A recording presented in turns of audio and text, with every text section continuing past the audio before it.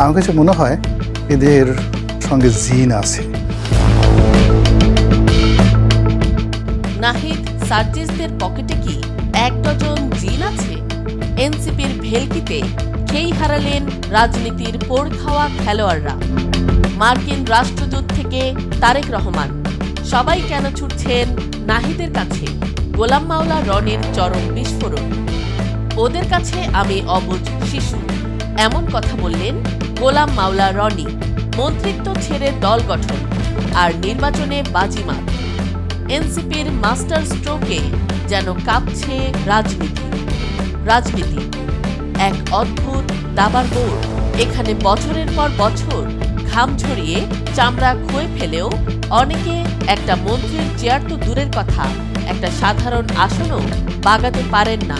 কিন্তু যদি এমন কিছু ঘটে যা রাজনীতির সব ব্যাকরণ, সব হিসাব নিকাশ, সব প্রি ক্যালকুলেশনকে এক মুহূর্তে মাটিতে মিশিয়ে দেয়, যদি কালকের কয়েকজন তরুণ এসে রাজনীতির বাঘা বাঘা খেলোয়াড়দের চোখের সামনে দিয়ে পুরো সিস্টেমকে নিজেদের হাতের মুঠোয় নিয়ে নেয়, তবে তাকে আপনি কি বলবেন? ম্যাজিক, মাস্টার স্ট্রোক, নাকি অতি প্রাকৃত কোনো ক্ষমতা? বাংলাদেশের নতুন রাজনৈতিক বাস্তবতায় ঠিক এমন এক ঘোর লাগা বিস্ময়ের নাম জাতীয় নাগরিক পার্টি বা এনসিপি। আর এই দলের তরুণ তিন কাণ্ডারি নাহিদ ইসলাম, হাসনাত আব্দুল্লাহ এবং সার্জিস আলম, যাদের রাজনৈতিক চাল দেখে আজ আক্ষরিক অর্থেই খেই হারিয়ে ফেলেছেন দেশের বর্ষিয়ান রাজনীতিকরা। আর এই খেই হারানোদের তালিকায় এবার যুক্ত হয়েছেন দেশের অন্যতম তীক্ষ্ণ রাজনৈতিক বিশ্লেষক এবং সাবেক সংসদ সদস্য গোলাম মাওলা রনি। তিনি এনসিপির এই উল্কার মতো উত্থান দেখে এতটাই অবাক যে তিনি প্রকাশ্যে স্বীকার করেছেন, নাহিদ সার্জিসদের কাছে আমি নিতান্তই এক অবুঝ শিশু। এদের সাথে নিশ্চিত বড় কোনো জিন আছে। কি এমন করেছে এনসিপি যা দেখে গোলাম মাওলা রনির মতো একজন পোড় খাওয়া রাজনীতিককে নিজের সমস্ত পলিটিক্যাল ধ্যান ধারণা ভুল বলে স্বীকার করতে হলো? আসুন এনসিপির এই শ্বাসরুদ্ধকর পলিটিক্যাল মাস্টার স্ট্রোকের একদম গভীরে প্রবেশ করি। গোলাম মাওলা রনি তার বিশ্লেষণে অত্যন্ত অকপটে একটি সত্য স্বীকার করেছেন। তিনি বলেছেন, আমি এনসিপিকে যত দেখছি তত আশ্চর্য হচ্ছি। এনসিপি সম্পর্কে আমার যে পলিটিক্যাল ধ্যান ধারণা ছিল, আমার কাছে মনে হচ্ছে আই অ্যাম রং, আমি সম্পূর্ণ ভুল ছিলাম। নাহিদ, হাসনাত, সার্জিসকে মূল্যায়ন করতে গিয়ে আমার মনে হচ্ছে ওদের কাছে আমি এখনো এক অবুঝ শিশু। কেন রনি নিজেকে শিশু ভাবছেন? এর পেছনের কারণগুলো শুনলে যে কোনো রাজনৈতিক পণ্ডিতের মাথা ঘুরে যাবে। একটু হিসাব মেলাতে চেষ্টা করুন। জুলাই বিপ্লবের পর তারা অন্তর্বর্তীকালীন সরকারের মন্ত্রী হলেন। সবাই ভাবল, যাক, এরা তো ম্যানেজ হয়ে গেল। কিন্তু প্রথম সারপ্রাইজটি এলো ঠিক তখনই তারা অত্যন্ত অবলীলায় মন্ত্রীর মতো এমন একটি লোভনীয় এবং পাওয়ারফুল পদ ছুঁড়ে ফেলে দিয়ে রাজপথে নেমে এলেন নতুন একটি রাজনৈতিক দল গঠন করতে। গোলাম মাওলা রনি হতবাক হয়ে বলেন, এত সুন্দর একটা পদ ছেড়ে দিয়ে তারা আবার দল করল? এরপর যখন নির্বাচনে দাঁড়ালো, আমি শান্তর মতোই ভেবেছিলাম এরা একটা আসনেও পাস করবে না। কিন্তু মাই গড, তারা সবাই বিপুল ভোটে পাস করে সংসদে চলে আসলো। এটি কি কেবলই জনসমর্থন, নাকি নিখুঁত কোনো পলিটিক্যাল ক্যালকুলেশন যা রনি বা অন্য কোনো প্রবীণ রাজনীতিক টেরই পাননি? নির্বাচনে পাশ করার পর দেশের রাজনৈতিক মহলে আরেকটা নতুন থিওরি বা গুঞ্জন চালু হলো। সবাই ভাবল, যেহেতু তারা ইসলামী মূল্যবোধ এবং তরুণদের সেন্টিমেন্ট নিয়ে কাজ করছে, তাই খুব শিগগিরই হয়তো তারা বিশাল সমুদ্রের মতো জামায়াতে ইসলামীতে বিলীন হয়ে যাবে। জামায়াতের ছায়ার বাইরে হয়তো তাদের নিজস্ব কোনো অস্তিত্বই থাকবে না। কিন্তু এখানেই এনসিপি খেলল তাদের জীবনের সবচেয়ে বড় মাস্টার স্ট্রোক। তারা জামায়াতে বিলীন হওয়া তো দূরের কথা, উল্টো এমন এক স্বতন্ত্র এবং শক্তিশালী অবস্থান তৈরি করল যে আজ সব রাষ্ট্রদূত বা হেভিওয়েট নেতারা তাদের দরজায় লাইন দিচ্ছে। গোলাম মাওলা রনি বিস্ময় প্রকাশ করে বলেছেন, এখন তাদের নড়াচড়া দেখে মনে হচ্ছে অতীতের যে কোনো সময়ের চাইতে তারা এখন সবচেয়ে বেশি শক্তিশালী। বিভিন্ন লোক জামায়াতে যোগ না দিয়ে এখন দলে দলে এনসিপিতে যোগ দিচ্ছে, যেখানে সবাই ভেবেছিল এনসিপি হারিয়ে যাবে, সেখানে তারা আস্ত একটি চুম্বকে পরিণত হয়েছে।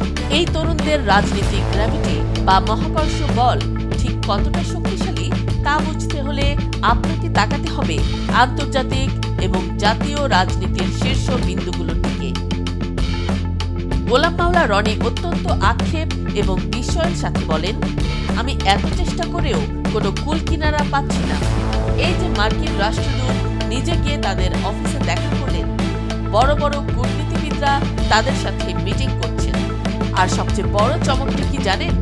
দেশের শীর্ষ রাজনৈতিক ব্যক্তিত্ব প্রধানমন্ত্রী তারেক রহমান নিজে গিয়ে নাহিদ ইসলামের বাসায় দেখা করে এসেছেন।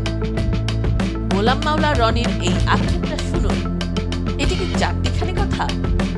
আমি আওয়ামী লীগ করতে করতে জান দিয়ে দিলাম, বিএনপি করতে করতে চামড়া খয়ে ফেললাম, আমার ব্যবসা বাণিজ্য সব শেষ হয়ে গেল।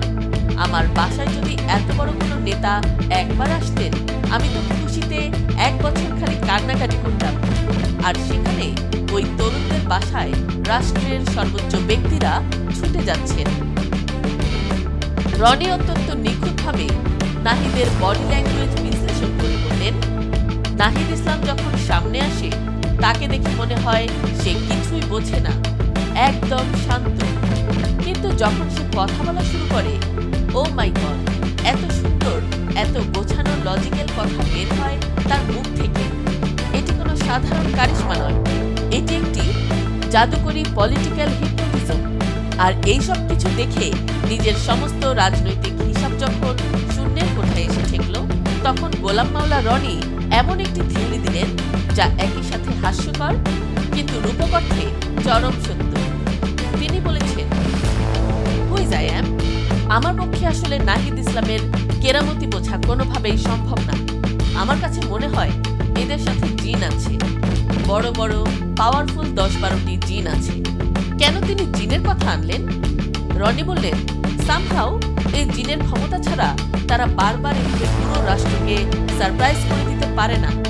ওই জিন দিয়ে চালান দিয়ে তারা একবার জামায়াতের আমিরকে পাগল বানায়, আর একবার তারেক রহমান সাহেবকে পাগল বানায়, আবার সালাউদ্দিন সাহেবকেও পাগল বানায়।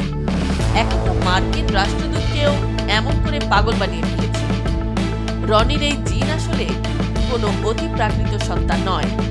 এই জিন হল এনসিপির সেই নিখুঁত রাজনৈতিক প্রজ্ঞা, সময় উপযোগী সিদ্ধান্ত নেয়ার ক্ষমতা এবং জনগণের পালস বা নারীর স্পন্দন বুঝতে পারার এক জাদুকরী সক্ষমতা। গোলাম মাওলা রনির এই বক্তব্য আসলে শুধু তার একার আক্ষেপ নয়, এটি বাংলাদেশের সমস্ত পুরনো গতানুগতিক ধারার রাজনীতিকদের এক সম্মিলিত দীর্ঘশ্বাস। যেখানে পুরো নেতারা বেশি শক্তি, টাকা আর সিন্ডিকেটের জোরে রাজনীতি করতেন, সেখানে এই তরুণেরা মেধা, কৌশল আর সততা দিয়ে পুরো দাবার বোর্ডটাই উল্টে দিয়েছেন। রনির ভাষায় রাজনীতিতে এনসিপি এখন যা করছে তা আসলে 1 ডজন বড় বড় জিনের কেরামতির মতোই অবিশ্বাস্য। নতুন এই রাজনৈতিক মেরুকরণ আগামী দিনের বাংলাদেশকে ঠিক কোথায় নিয়ে যাবে? মার্কিন রাষ্ট্রদূত থেকে শুরু করে দেশের শীর্ষ নেতারা কেন এই তরুণদেরই ভবিষ্যৎ ভাবছেন?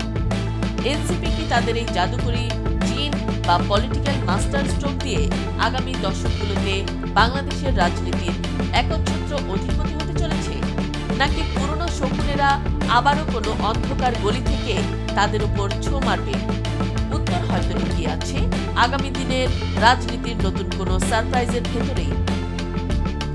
রাজনীতির অজানা সমীকরণ, দাবার বোর্ডের নিখুঁত চাল এবং খবরের পেছনের বস্তুনিষ্ঠ বিশ্লেষণ সবার আগে পেতে চোখ রাখুন আমাদের চ্যানেলে। এতক্ষণ দেখছিলেন ইকো অফ বাংলাদেশ। প্রতিদিনের এমন নিউজ আপডেট পেতে সাবস্ক্রাইব করুন আমাদের চ্যানেল, সেই সাথে অন করে রাখুন বেল আইকন।